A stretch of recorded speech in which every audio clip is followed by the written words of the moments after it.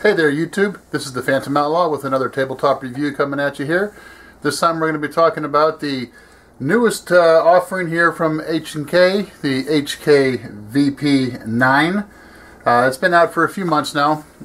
Just recently got my hands on one, and it's a great gun. There's a lot of videos out there right now on this particular firearm. There's lots of internet chatter going on with it. It's been out since, I guess, July, early August. So it's not brand new by any stretch, but it's relatively new, and I got to tell you, really happy with it. It's a full-size semi-automatic striker fire gun. Alright, what does all that mean?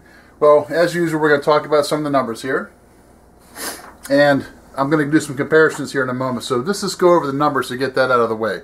First of all, the overall length is 7.34 inches.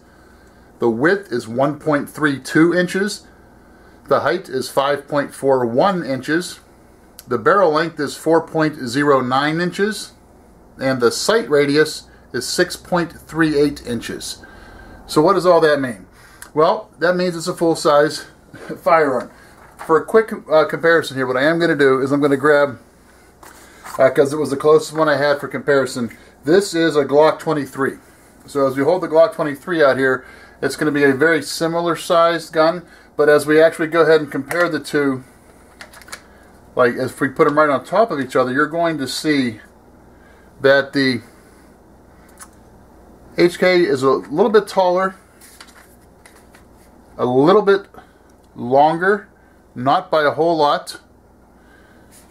And as far as you can take a look here, I'm not sure how easily this translates onto screen for you here, but width-wise, 1.18 inches versus 1.32. So the VP9 is definitely a little bit wider, a little bit longer, a little bit taller than the Glock. But of course, it's a full size versus the compact size, so we got to keep that in mind. Alright, let's move on to a couple of the other discussion points here. One of the things, well, there's two things I guess that are really known about, or not known, the thing that really have made this a very popular firearm choice. One is the trigger. I know HK hypes it as the best striker fire trigger out there, and I know that there's the Walther PPQ comes to mind. I do not own, or nor have I shot the PPQ, so I can't compare it against that, but I have spoken to some folks that have, and I've read a number of reviews comparing the two. They're very similar. I guess the take-up is better on the VP, the brakes a little bit better on the PPQ. Other than that, they're very good. So the way I gather it is, among the striker fire guns out there, you can flip a coin to see which one's better, but they're definitely probably at the top of the list. So the trigger is definitely a big plus as far as the VP9 goes. Another big plus for it is the ergonomics. Now, what makes the ergonomics so good? You've heard me say in previous videos that I'm a very big fan of the Smith & Wesson M&P full-size series. I like the fact that there's a small, medium, and large replaceable back strap that comes with it, and that doesn't just change this dimension, the width, but it also changes the thickness of the grip and adds curves to the grip, which in my opinion made that the most comfortable handgun out there. Now, it's a limited opinion. I'm not saying that it means that's the be-all, end-all. I'm not saying that. In my opinion, that was the best grip that I had experienced, the most comfortable grip. Well, that's changed with the VP9. I do think the VP9 offers a much more comfortable grip, and in part because of the way it's set up. And we're going to go over that here real quickly. I don't have the other pieces with me, I apologize, but as we look at the gun, you're going to see on the grip itself, this piece here changes. There's a small, medium, and a large. This piece right here changes, as does this piece right here. So you've got three different sizes. You've got a small, medium, and large for each of these three sizes, which gives you 27 possible configurations for your grip, which to me is just fantastic. I don't think you can beat that combination. You can put a medium back strap with the large left side and a small right side, or any other combination of the two, whichever feels best for your particular grip. The fact that there is this bump out here on the back of the grip helps it really fit well in the palm of your hand. So there's a lot of pluses about the grip. You cannot overlook the fact that 27 configurations is just fantastic. Most people won't ever need to experience all 27 to find one that works for them, but the options are out there, no doubt about that. All right, let's talk about a couple other quick things. The trigger pull is listed at 5.4 pounds from HK. I've tested it. Mine comes out right around 5 pounds. I had one that came in at 4.9. Most of mine came in right around 5.2 to 5.5. So the 5.4 definitely seems to be right. It's a very crisp trigger pull. It does have a limited lifetime warranty for the original retail owner, unless you're law enforcement or military, and then that's 1 year. Hopefully not too many of you folks fall into the category where your warranty expires before you need it, but with an HK product you probably won't need the warranty. So anyway, it is there. It does have the full-size Picatinny rail underneath it there. The service life on this is interesting. Test guns have already fired more than 10,000 rounds without fail. There are other HK 9mm models that have gone over 91,000 rounds. So I suspect this will fall into that category once it's been out a little bit longer. People have put it through the paces, but I don't think there's going to be an issue as far as that goes. All right, so it's an HK, which means you know you're getting a good quality product. It's got a fantastic trigger. The ergonomics are just out of this world. Okay, those are definitely some pluses. Let's go over a couple more of those. Some big pros. The trigger reset is a big plus too. It really blows away the Glock trigger reset. I know the Glock, I've stated before in my videos that the Glock trigger reset was a better trigger reset than, say, the Smith & Wesson M&P series. Although if you've got an Apex trigger system in your M&P, you got pretty close to Glocks. But the trigger on this one, the reset is fantastic. It's a very, very positive feature of this firearm. Ease of use. The takedown on this, while not as simple as the Glock, it's still very, very simple. Lock it back, swing this lever down. You don't even have to pull the trigger and just slide. The slide comes right off. So fantastic as far as that goes. It's a very, very accurate firearm. I've got a few hundred rounds through it. And as I've said in my other videos, the firearms seem to be much more accurate than I'll ever be. But I shoot very well with this one. I really like it. It does have a high bore access compared to some of the other striker fire guns out there, which some people may knock. But it's not that high. And the flip on it is really pretty tameable. And it didn't interfere with my accuracy at all. So I wouldn't necessarily call that a con or a negative, but some people may. Let's talk about price point on these. It's an HK. A lot of people expect to pay $800, $900, $1,000 for an HK or more. This is a striker-fired gun, so it's a little bit cheaper for them to produce, and they pass those savings along to the buyer. I did a lot of research on mine before I bought it, and the prices varied wildly. There are 3 different versions of this gun out there, and they all revolve around the sights. There's a standard 3-dot white sights. Then there's HK's night sight, which, as you've heard me say before with the HK brand, the Trigicon sights are considered radioactive and thus are not allowed in Germany. So they have their glow-in-the-dark, for lack of a better term, night sights. And just like with the HK45 I discussed in another video, when you hit a flashlight on them for 5 or 10 seconds, they'll glow very brightly. I'm very impressed with them when you first hit a light on them, but that light dissipates rather quickly over time. So that's a knock as far as I'm concerned. And then the third sight option that's out there, and of course the most expensive, is a Metro Lights, I believe it is.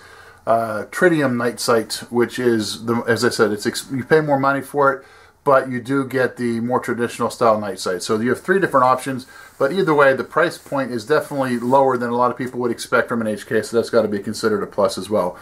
Magazines. The magazines in this are the same magazines that HK uses in their P30 pistol, so if you've got any of those laying around, you're in business. If you're looking for more and you're out in a gun store somewhere and you see magazines for the P30, grab them if you're looking for them, because those are the same magazines that the VP9 uses. Alright, let's talk about just a couple of the cons or the negatives on this. Speaking of the magazines, the magazine capacity definitely has to come into consideration here. I'm not sure whether you can see that, but it is a magazine capacity of just 15. Now I say just 15. This gun is roughly the same size as a Glock 17, and the Glock 17 holds 17 rounds in her magazine. If you held the magazines next to each other, they're just about the exact same size. So design-wise, maybe HK dropped the ball a little bit with that one. 15 rounds should be more than enough to take care of business, depending on what your situation is. But again, 1 or 2 more rounds would have been nice. The magazine release, if you're not familiar with European-style magazine releases, we talked about this before with the HK. It's a paddle release. I'm not sure how you can see this, but right here it's a paddle release. What that means is when you're releasing the magazine, instead of a push button like where most of us are used to with the with the traditional. Again, I'm not real sure how well the light comes on this one, but this is it's a paddle here. It's ambidextrous because it's on both sides. It's underneath the trigger bar, so you just push your finger down or your thumb down, and that will release the magazine. Again, if you're used to European handguns, that won't be a newbie to you, but if you're not used to it, then it may be something that takes a little getting used to. Is that bad? I wouldn't say it's bad, but it's something different, and sometimes something different is considered as bad to some people. So just bear in mind that the magazine release is a different format. It does not feel any different when you're holding it. Some people commented that it gets in the way of your trigger finger, or it feels uncomfortable with your thumb, whatever the case is. I have not found that to be the case, but I'll let you be the judge of that. We've already talked about the night sights as a potential con. Depending which ones you go with, as I said, there are 3 versions. The most common version you're going to find out there are the ones that have the HK glow-in-the-dark, if you will. And to me, I'd rather have the regular Trijicon sights. Because this gun's only been out for a few months, there are limited aftermarket options available for it right now. I'm sure that will increase as we move along, but currently it's a limited market. And I've already mentioned the bore access being a little bit higher on this one. So some people don't mind that at all. When you get your hand way up inside this in this grip, the bore access sits all the way up here. So it's something that takes a little bit of getting used to if that's something that you focus on. But if not, it's not a big deal. One other thing I do want to talk about, whenever and again, we'll do a quick safety check here. Magazine is empty. Firearm is empty. So this is a safe gun. As you look, when it is loaded, if you look in the back of this, you're going to see a red dot right here. That's showing that you have cocked, if you will, the striker. There's also a loaded chamber indicator on the side that when it's loaded is barely noticeable. It does stick out just a touch. There's also a little bit of red that's visible on the top and the bottom, but it's barely noticeable, so you can feel it if you rub your finger across it, but I wouldn't consider that a big deal. It's not a plus or a minus, really. It just is what it is. Some other quick features. It is ambidextrous as far as the paddle goes to the magazine release. This is the slide release right here on the right side. I'm sorry, on the left side for your right-handed shooters, and on the other side we have this longer slide release. If you look at it in this regard, they're in the same position on each side of the slide, but this one, where its position, has a longer handle. It does not interfere with you at all. It barely sticks out at all. Not a big deal. A couple other things we want to talk about here. They've got these little paddles in the back. I'm not sure how well or wings. And that's to make it easier when you're trying to rack the slide. It gives you something to grab onto. It does not stick out very much. I'm not sure how well you can see those, but it does stick out just a little bit. I understand HK is coming out, if they have not already, with you can remove the rear sight, and you can take these out, and there's little, I guess, slides you can replace those with. They really don't bother me at all. As a matter of fact, I rather like them. It does give you something to quickly grab onto. A couple other quick notes. Rear slide serrations as well as front slide serrations. Again, a nice plus with that. We've already talked about the grip angle as far as getting your hand up high with the bore access. The way that this it's carved out here, you can really get your hand high up into it, which to me is definitely a big plus. So that kind of mitigates part of the higher bore access, because you can get your hand pretty high in there without any fear of slide bite. Because it's a higher bore access, you've got about 1/4 of an inch, or maybe not quite 1/4 of an inch of clearance here, so you don't have to worry about slide bite as much with this. Here we're looking at the night sights, the 3-dot sights. These will glow in the dark for 5 or 7 or maybe 10 minutes after you turn the lights off, and they glow pretty brightly for the first half of that, but after about 10 minutes you can barely see that they're there. So again, that wouldn't necessarily be a true negative, but it's something to be aware of. I'm sure that there are going to be aftermarket sights available if they're not already, so something to keep in mind there as well. But overall, fantastic firearm. Shoots great, very accurate. Ergonomics are just out of this world. The options, 27 different options. Can't beat that, obviously. Nothing else even comes close to that outside of HK. The trigger is fantastic. Just everything about that is a home run. There's no doubt about that. There are a few cons that I've mentioned. I don't think that should outweigh the pros. It's definitely a very good firearm. I would recommend it to anyone, and have recommended it to people. So keep that in mind. It's something that is going to, as it becomes more popular, once it's been around for 6 months or a year, I think we're really going to find that more and more people are finding out about it, buying it, and enjoying it. So keep that in mind as well as we move forward. So that's the HK VP9. I definitely give it a big thumbs up. If you've got any questions, please drop me a line and I will get back to you as quickly as possible. I hope you're all doing well. Take care.